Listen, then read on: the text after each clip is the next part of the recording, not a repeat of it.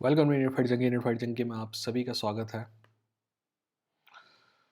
जहाँ तक एक बात जो थोड़ी डिफ़िकल्ट है हम सब के लिए एक्सेप्ट करने की कि चाहे आज हम मुay थाई की दुनिया में हो, एमएमए की दुनिया में हो, एमएमए में चाहे हमारा फेवरेट बेllator हो, यूएफसी हो, वन चैम्पियनशिप हो, राइज़न हो, या फिर हम किक बॉक्सिंग पसंद है करते हैं या बॉक्सिंग पसंद करते हैं। इंडिया, पाकिस्तान, बांग्लादेश में बहुत बड़ा ये जो तबका है, ये एक प्रकार से ट्रांसफॉर्मेटिव क्राउड है, जो प्रो रेसलिंग की दुनिया से आया है। मैं भी शायद उन्हीं में से एक हूँ। हो सकता है कि आप उनमें से एक ना हो, बट बहुत बड़ा तबका है जो प्रो रेसलिंग से धीरे-धीरे यहाँ पे ट्रांसफ़र किया है, यानी कि स्क्रिप्टेड फाइटिंग से रियल फाइटिंग में।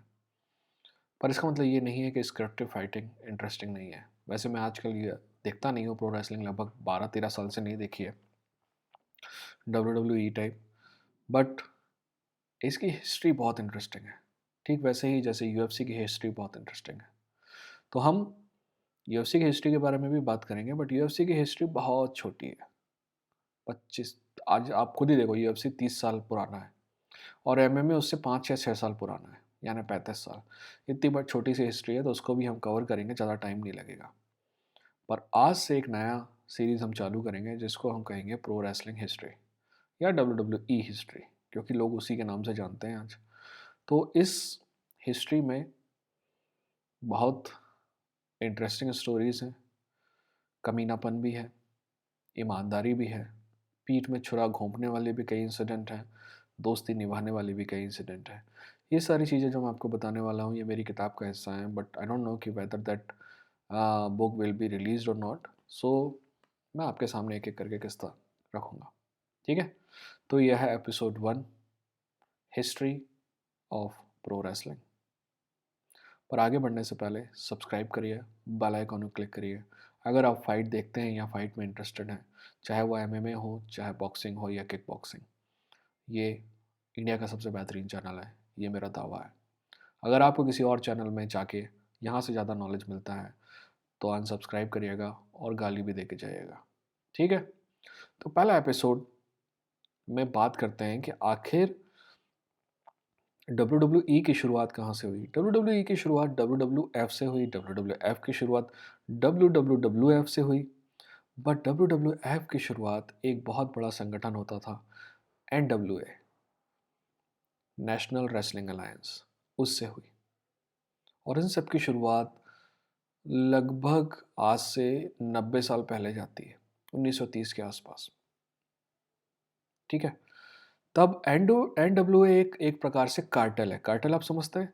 कहने का मतलब है कि मान लीजिए, मैं आपको सिंपल समझाता हूँ। अगर आप छोटे शहर में हैं तो आपको पता होगा कि आपके शहर से ईस्ट में एक रोड जाती है, तो उसमें 4 4 बस ड्राइवर, 4 4 अलग-अलग कंपनी की बसें चलती हैं।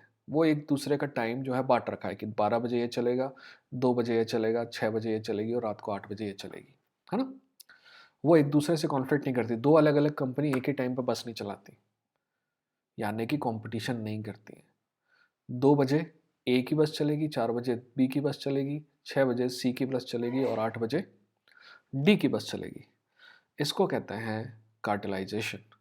यानी कि जितने भी लोग हैं बाज़ार में, अगर वो एक ही प्रोडक्ट बेच रहे हैं, तो आपस में मिलकर तय कर लें कि ये मेरी जगह है, ये तेरी जगह है। अपन आपस में कॉम्पिटिशन नहीं करेंगे। एक प्रकार से देखा जाए, एक प्रकार से नहीं, एक्चुअली ये गैर-कानूनी है इंडिया में भी और अमेरिका में भी, और दुनिया में लगभग सब जगह पे गैर-कानूनी है। इसको कहते हैं कार्टेलाइजेशन। और इंडिया में इसको जो संस्था दिखती है उसको कहते हैं competition commission of India, CCI.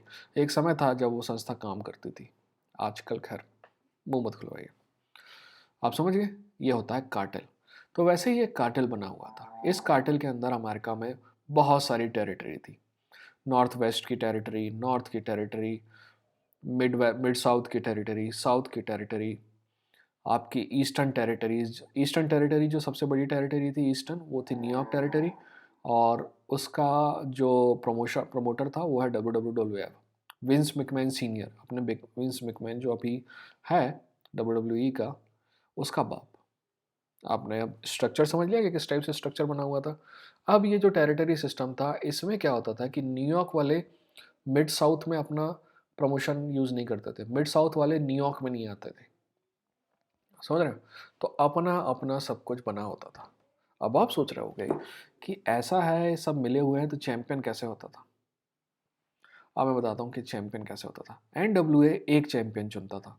Her territory का अपना एक चैंपियन होता था। जैसे कि मिड साउथ रेसलिंग का अपना चैंपियन होगा, बट एक वर्ल्ड चैंपियन होगा जो एनडब्ल्यूए का चैंपियन होगा। जैसे ही ठीक वैसे ही डब्ल्यू डब्ल्यू एफ का अपना एक चैंपियन होगा और एक नेशनल चैंपियन होगा जो एनडब्ल्यूए चैंपियन कहलाएगा।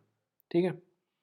अब एनडब्ल्यूए चैंपियन 15-20 दिन एक टेरिटरी में रहता था, फिर दूसरे टेरिटरी में रहता था, ऐसे टेरिटरी घूमते रहता था। और क्योंकि ये सब स्क्रिप्टेड है, तो किसको चैंपियन बनना है, किसको चैंपियन नहीं बनना है, सॉरी यार काम भी करना पड़ता है, फ़ोन कॉल आ गया था। हाँ, तो मैं कहाँ था कि टेरिटरी वाइज चैंपियन जाता था। एक टेरिटरी में कुछ दिन चैंपियन फाइट करता था, दूसरी टेरिटरी में कुछ दिन फाइट करता था, तीसरे टेरिटरी में जाता था। ऐसा करके पूरा देश पर अमेरिका में डिफरेंट टेरिटरी में चैंपियन घूमता रहता था, है ना। अब क्योंकि ये प्री स्क्रिप्टेड है, तो पहले से पता होता था कि चैंपियन किसको बनना है। तो क्या होता था कि एनडब्ल्यूए के जितने भी प्रमोटर जो कार्टेल के कॉम्बिनेशन थे ना, वो सब एक मीटिंग करते थे और तय करते थे कि किसको चैंपियन बनाना है। ठीक है। सबकी वोटिंग होती थी और जो वोटिंग में जीतता था उसके टेरिटरी के आदमी को चैंपियन बनाते थे। एनडब्ल्यू के कुछ बड़े चैंपियन जिनके बारे में आप जानते होंगे, उनमें सबसे बड़ा चैंपियन तो रिक फ्लेयर था जिसको आप जानते हैं, बट उससे भी बड़ा एक आदमी था, लूथैस। ठीक है। इन सब चीज़ों के बारे में थोड़ा आगे अच्छे से समझते हैं। अब आपने ये समझ लिया कि टेरिटरी कैसे होती है। चैंपियन, हर एक टेरिटरी में दो चैंपियन होते हैं, एक टेरिटरी का चैंपियन और एक नेशनल रेसलिंग अलायंस का चैंपियन। ठीक है। टेरिटरी, अब समझते हैं कि आखिर ये आई कहाँ से, ये एनडब्ल्यूए आया कैसे। तो इसको जानने के लिए आपको दो लोगों के बारे में समझना होगा। एक है लूथैस और दूसरा है सैम मचनिक। लूथैस एक रेसलर था, बाद में प्रोफेशनल रेसलर बना। और उस समय क्योंकि ये राज रखा जाता था, मैं आपको इन दोनों के बारे में बताता हूँ, फिर मैं इंडिया के बारे में भी बताता हूँ। ठीक है। तो उस समय क्या होता, दो लोग हैं। लूथैस पहले बहुत बड़ा रेसलर था, एक्चुअल लेजिटिमेट रेसलर था, बाद में प्रो रेसलर बना। और उस समय तो किसी को पता ही नहीं था कि रेसलिंग और प्रो रेसलिंग में क्या फ़र्क है। सबको लगता था कि सारी की सारी फाइट ईमानदारी से होती हैं। ये इतने बड़े हरामी थे कि ये जो स्क्रिप्टेड फाइट है ना, प्री डिटरमिन्ड फाइट है, जब पहले से पता है कि कौन जीतने वाला है कौन हारने वाला है, तो इन फाइट में सट्टा भी लगता था। और ये साला देखते थे कि किसके ऊपर ज़्यादा पैसा लगा है, उसको हरवा देते थे और ऐसे पैसा कमाते थे। मतलब एक ट्रिक थी। इसके अलावा जो है, अब आप सोच रहे होंगे कि आखिर ऐसा क्यों है कि ये प्रिस्क्रिप्टेड बहुत हिट हुई। हम सब अंडरडॉग को जीतते देखना चाहते हैं, बट रियल फाइट में अंडरडॉग जीतता नहीं है, बट प्रो रेसलिंग में जीतता है। प्रो रेसलिंग में Rey Mysterio world heavyweight champion बन जाता है। आपको क्या लगता है असली फाइट में होगा ऐसा? नहीं ना, पर अपन देखना चाहते हैं ऐसा। ठीक है। इंटरेस्टिंग है। प्रो रेसलिंग हिट इसलिए है क्योंकि वो स्क्रिप्टेड है। स्क्रिप्टेड नहीं, मैं बता रहा हूँ, पहले ये तय होता था कि ये चैंपियन बनेगा और ये जैसे कि ना ऐसे इंस्ट्रक्शन दिए जाते थे कि आप जाओ रिंग में, आप एक दूसरे से बकर करो और फिर 4-5 दिन बाद फाइट होगी और ये हारेगा ये जीतेगा। बट मोस्टली जो इतनी सी चीज़ें तय होती थी, स्क्रिप्ट नहीं लिखी जाती थी कि आप ये बोलना, ये डायलॉग आप बोलना, वो डायलॉग आप बोलना, ऐसा किया जाता था। तो क्या होता था कि खिलाड़ी के अंदर के जो एक्चुअल में आर्टिस्ट है ना, वो उभर के सामने आता था। बट आजकल क्या होता है कि पूरी की पूरी स्क्रिप्ट लिखी जाती है, इसीलिए प्रो रेसलिंग में उतना मज़ा नहीं रह गया जितना पहले कभी था, क्योंकि इम्प्रोवाइज कुछ नहीं है। ठीक है। तो वापस से लूथैस पे चलते हैं। लूथैस रेसलर था, बहुत बहुत बड़ा रेसलर। आज मैं अपन, वैसे अपन जब से बड़े हुए हैं तो सबसे बड़े रेसलर प्रो रेसलिंग में जो गॉड माने जाते हैं वो 3-4 हैं। आपका गोल्डबर्ग एक है, आपका हॉक होगन एक है, आपका रॉक एक है, और Austin, Stone Cold Steve Austin. लूथैस इन चारों से बड़ा था। ठीक है। और दूसरा आदमी जो है, जो इन सब के पीछे, इस पूरे एनडब्ल्यू के पीछे मास्टरमाइंड था, उसका नाम था सैम मचनिक। अब सैम मचनिक पहले एक रिपोर्टर था जो इस चीज़ पे रिपोर्ट करता था। अब उस समय के रिपोर्टरों को पता नहीं था कि ये फिक्स्ड है, पर सैम मचनिक इन्वेस्टिगेटिव रिपोर्टिंग रिपोर्टर था, तो उसने पता किया कि ये सब फिक्स है पहले से। पर मोस्टली अगर रिपोर्टिंग करना होता है उसको ज़िंदगी में, तो इन सब चीज़ों के बारे में बाकी पेपर पे लिखता है कि ये सब फिक्स्ड है, देखो ये धोखा दे रहे हैं ये सब। बट सैम मच ने सोचा कि ये बहुत बेहतरीन बिजनेस है। उस समय क्या होता था कि टेरिटरीज नहीं थी, सब एक दूसरे से कंपटीशन करते थे। एक ही शहर में ये वाली कंपनी भी प्रमोशन कर रही है, वो वाली भी कंपनी प्रमोशन कर रही है, तो आपस में कंपटीशन था। तो लोगों को ज़्यादा अच्छा देखने को मिलता था, बट कंपनियों को कमाने को नहीं मिलता था। तो क्या होता था कि सैम मचनिक ने ये जो है ये आइडिया बनाया कि आप जो है अलग अलग टेरिटरी बनाएंगे, एक दूसरे की टेरिटरी में उंगली नहीं करेंगे। आप अपनी टेरिटरी में खुश रहेंगे, आप अपनी टेरिटरी में खुश रहेंगे, एक कॉमन चैम्पियन रहेगा, सब मिल बांट के खाएंगे और खूब मज़ा उड़ाएंगे। सैम मचनिक का ये आइडिया जो है 1945 से लेके 1900 लगभग 1990 तक बेहतरीन काम करते रहा, यानी 45 साल। ठीक है, 1945 में ये आइडिया सैम को आया, सैम ने लूथाइस को बताया और सैम जो है वर्ल्ड वॉर में फाइट करने के लिए चला गया। पर जब तक सैम मचनिक वर्ल्ड वॉर से वापस आया तो उसने देखा कि लूथाइस जो है वर्ल्ड चैंपियन ऑलरेडी बन गया था।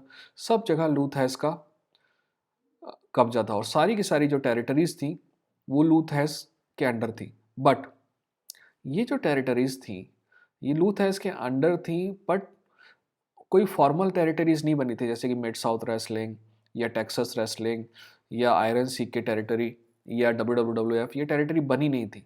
बस ऐसी सिंपल थी कि लूथेस के अंदर ही लूथेस ने अलग अलग ऑफिस खोल रखे थे अलग अलग जगह पे, और लूथेस किंग पिन था सबसे बड़ा। जब सैम मचने का आया तो उसने देखा कि ये जो टेरिटरी हैं जो लूथेस ने बनाई हैं ये लूथेस की हैं, बट वहाँ पे हर टेरिटरी में एक एक आदमी था जो लूथेस को कंपटीशन दे रहा था। तो सैम मचनिक ने इन सारे आदमियों को जो लूथेस के कंपटीशन था ना उन सबको इकट्ठा किया। ठीक है, उनको बताया कि साला अकेला अकेले लूथेस से फाइट करते रहोगे ना तो हारोगे, है ना। लूथेस को लोग देखना पसंद करेंगे और तुम्हारे प्रो रेसलिंग को कोई नहीं देखेगा, पर अगर अपन सब इकट्ठे हो जाएंगे तो लूथेस को कंपटीशन दे सकते हैं। तो उसने धीरे धीरे धीरे धीरे इन सबको इकट्ठा करना चालू किया, इन सबको इकट्ठा करना चालू किया और जो अलायंस बनाया उसको कहते हैं NWA, नेशनल रेसलिंग अलायंस। उसने ये कंपनी फॉलो वो की, धीरे धीरे धीरे धीरे वो लूथेस को कंपटीशन देने लगे और 10 साल नहीं मतलब 1948 से लेकर 1953-54 तक वो ना सिर्फ लूथेस को कंपटीशन देने लगे बल्कि लूथेस का बिजनेस डाउन होने लगा और वो जीतने लगे। एक समय ऐसा आया कि लूथेस की कंपनी के पास 30% बिजनेस बचा था और इस NWA के पास 70%। ठीक है, अब लूथेस बेवकूफ़ आदमी नहीं था। लूथेस ने क्या किया, सैम मचनिक को पसंद नहीं करता था और सैम मचनिक लूथेस को पसंद नहीं करता था। वर्ल्ड वॉर के पहले ये दोस्त थे, पर सैम मचनिक को लगा कि मेरा आइडिया लेके तो लूथेस ने ये सब किया है इसलिए उसको पसंद नहीं करता था। बट दोनों बिजनेसमैन थे, आप पसंद करो या ना करो, बिजनेस के लिए बिजनेस पे पर्सनल लफड़ा नहीं होना चाहिए। तो दोनों एक दूसरे से मिले। लूथेस को पता था कि अगर ये कंपटीशन चलता रहा तो ये मेरे को आज नहीं तो कल नहीं तो परसों पूरा का पूरा बर्बाद कर देंगे। वहीं सैम मचनिक को पता था कि भले ही अपने पास 70% बिजनेस है, बट लूथेस अगर अपने पास आ जाएगा तो 100% बिजनेस होगा, कोई कंपटीशन नहीं होगा। और बिजनेसमैन क्या चाहता है कि उसका कोई कंपटीशन ना हो। तो दोनों मिले, दोनों की मीटिंग हुई। लूथेस के सामने शर्त रखी गई कि वो चैंपियनशिप हारेगा, है ना। यानी कि लूथेस की चैंपियनशिप और NWA चैंपियनशिप मर्ज होंगी और मर्जिंग वाली जो फाइट है उसमें लूथेस हारेगा, ये बात तय हो गई। लूथेस पहले मना किया, बाद में 3 महीने बाद फिर दूसरी मीटिंग हुई और लूथेस उसमें मान गया क्योंकि लूथेस को लगातार नुकसान हो रहा था। ठीक है, बट एक इंटरेस्टिंग बात होती है, लूथेस जब फाइट हारने वाला था उससे 3 दिन पहले लूथेस को जो फाइटर हराने के लिए जिन्होंने स्क्रिप्ट बनाई थी उसका एक्सीडेंट हो गया। कई लोगों का मानना है कि वो एक्सीडेंट लूथेस ने कराया। इस बात की बहुत जांच हुई पर पता नहीं चला कि लूथेस ने कराया था या एक्चुअल में हुआ था। वो फाइटर आगे फाइट नहीं कर पाया और लूथेस NWA का चैंपियन बन गया। अब NWA और लूथेस एक साथ थे। अब हम देखेंगे आगे के एपिसोड में कि ये NWA की कहानी कहाँ आगे बढ़ती है, लूथेस इसका चैंपियन बना रहता है कि नहीं बना रहता है, और आखिर ये WWF या विंस मैकमैन का बाप जो विंस मैकमैन सीनियर है वो कहानी में कैसे एंटर होता है, और फिर कैसे बाप को हटा के विंस मैकमैन बनता है, और कैसे विंस मैकमैन इन सारी टेरिटरियों को बर्बाद करके मोनोपोली बनने की कोशिश करता है, और कैसे WCW विंस मैकमैन को कंपटीशन देती है, और एक समय तो ऐसा आता है कि विंस मैकमैन बर्बाद होने के कगार पर रहता है, पर फिर विंस मैकमैन वापसी करता है, WCW को हराता है, और AEW तक उसका कोई कंपटीशन नहीं था।